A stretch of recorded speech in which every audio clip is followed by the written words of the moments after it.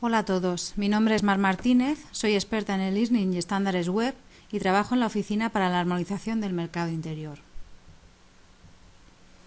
En el siguiente vídeo os voy a presentar algunas de las nuevas funcionalidades que incorpora HTML5 para la gestión de formularios.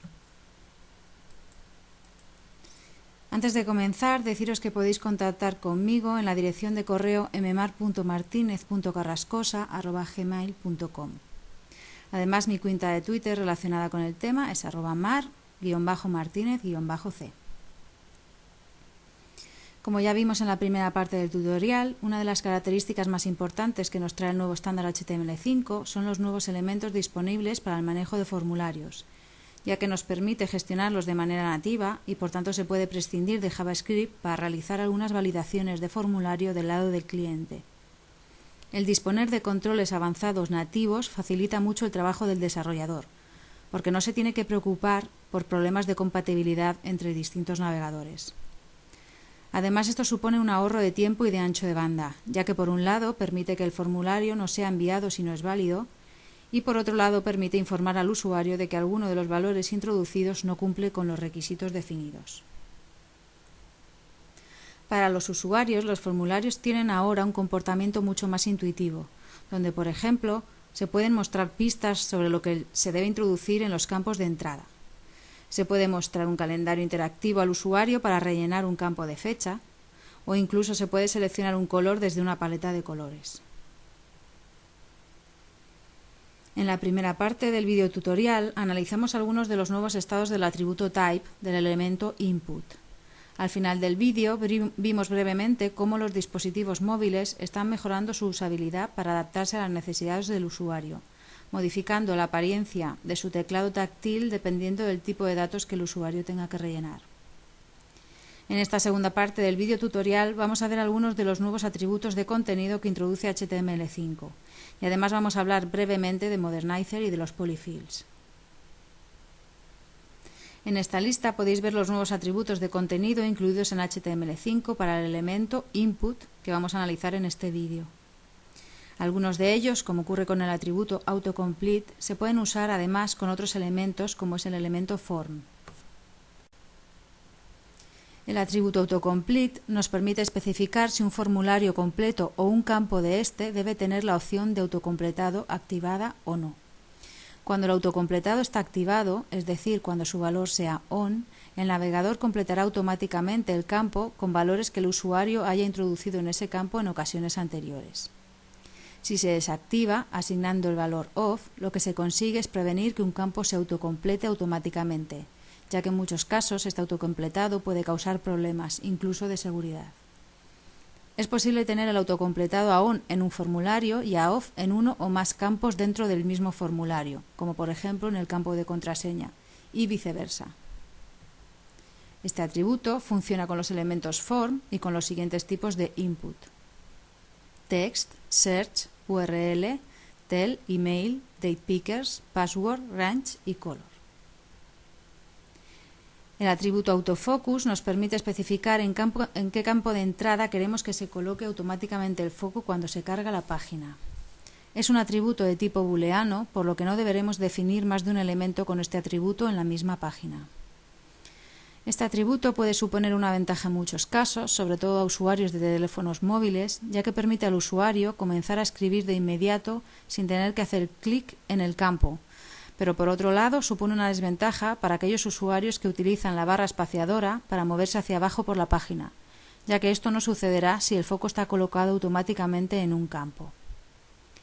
Ya que el forzar la colocación del foco puede provocar problemas de accesibilidad y de usabilidad, en caso de usarse se debe estar seguro de que el campo que lo contenga sea el campo que prácticamente la totalidad de los usuarios vayan a usar en primer lugar.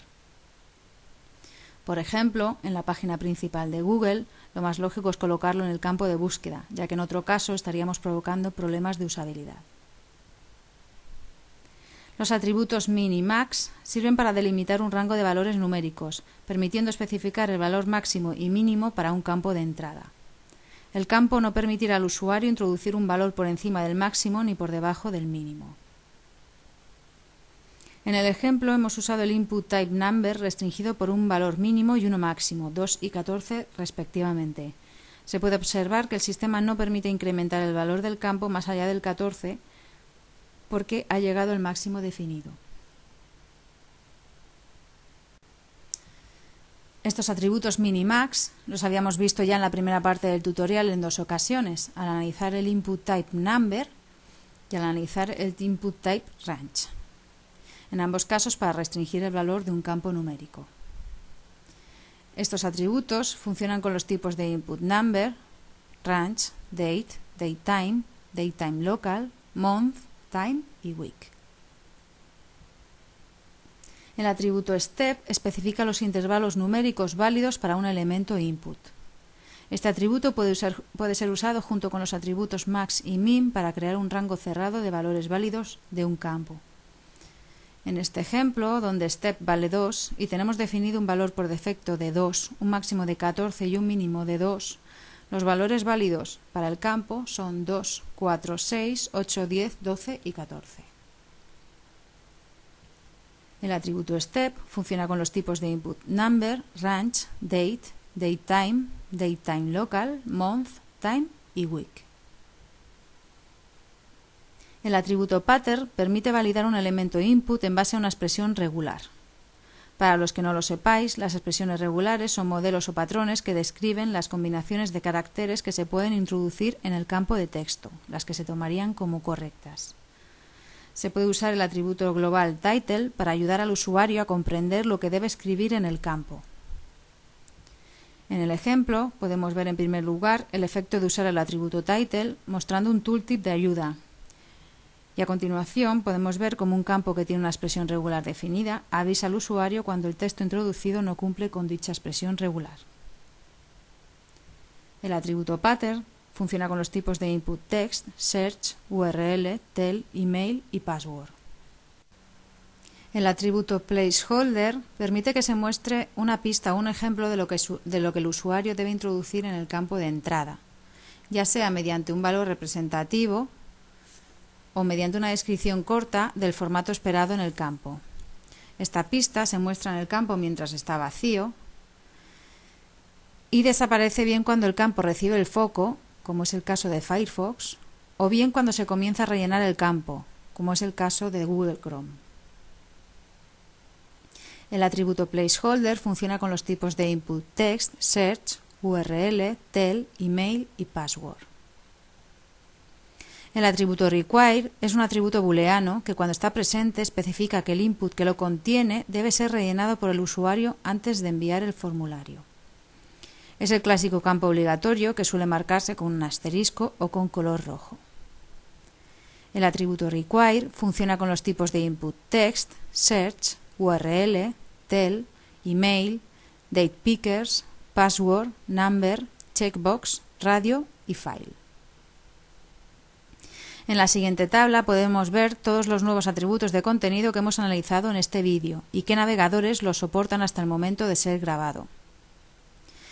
Ya que HTML5 no es la recomendación oficial del V3C hasta el año 2014, el soporte de las nuevas funcionalidades es muy desigual entre los navegadores, así que conviene consultar algunas páginas web de referencia para conocer el estado de compatibilidad con ellos. Es recomendable consultar más de una y hacer tus propias pruebas en los distintos navegadores y entre sus distintas versiones. Recuerda que lo que hemos visto en este vídeo se basa en el estado del HTML5 y el soporte que dan de él los distintos navegadores en el momento de ser grabado, y puede cambiar de un día para otro hasta que sea recomendación oficial en el año 2014. Antes de finalizar, quería hablaros brevemente de Modernizer y de los polyfills.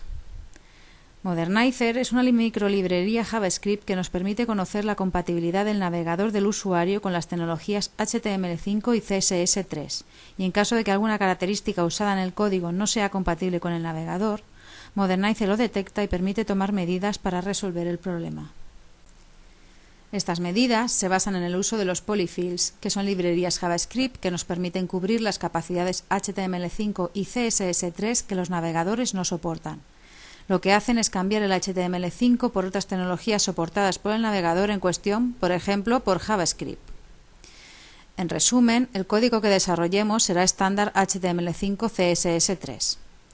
Modernizer nos permite utilizar el polyfill, es decir, un fragmento de código en otro lenguaje, solo si es necesario, debido a alguna incompatibilidad con el navegador del usuario. Modernizer ya cuenta con una extensa lista de polyfills, lo que supone un ahorro notable de trabajo para los desarrolladores. Vamos a ver muy rápidamente un ejemplo de uso de Modernizer que podemos encontrar en la página web de Modernizer. En este ejemplo, lo que se hace en primer lugar es comprobar si la geolocalización es soportada por el navegador. Si lo es, se carga el fichero JavaScript o CSS3 que hay en la parte del JEP, y si no lo soporta, se carga el fichero especificado en el NOP. Podéis descargar Modernizer desde esta página, modernizer.com. Además, podéis encontrar la lista de los polyfills más usados en la dirección que se muestra en pantalla. Y hasta aquí el vídeo tutorial HTML5 Nuevas funcionalidades en formularios, segunda parte. Recuerda que este vídeo forma parte del curso Introducción al Desarrollo Web que está disponible en la dirección idesweb.es. Espero que toda esta información te sea útil. Muchas gracias por tu atención y hasta pronto.